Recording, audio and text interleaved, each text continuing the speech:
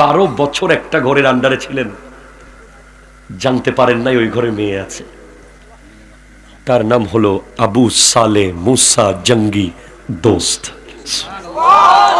যিনি হলেন আব্দুল কাদের জিলানী রহমতুল্লাহ আলাইহির বাবা। উনি 12 বছর কাজ করেছেন একটা ঘরে। ওই ঘরে যে কোনো মেয়ে আছে উনি জানতে পারেন নাই, চেষ্টাও করেন নাই। এখন ওই ঘরের মেয়েটাকে তার বাপ কিভাবে বড় করেছে, 12 বছরে মানুষ জানে নাই যে ওখানে মেয়ে আছে। 12 বছর পর যখন বলছে আমার একটা ল্যাংরা লুলা কানা বুবা কোরা আদা মেয়ে আছে, বিয়ে করবে?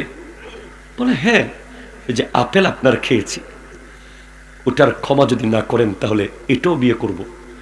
তারপরেও মাপটা যেন করে দেন। হাসরের মাঠে বিয়ে হয়ে গেছে। বাসর ঘরে ঢুকে দেখে সুন্দর আকাশের চাঁদের মতো একটা নারী বসা।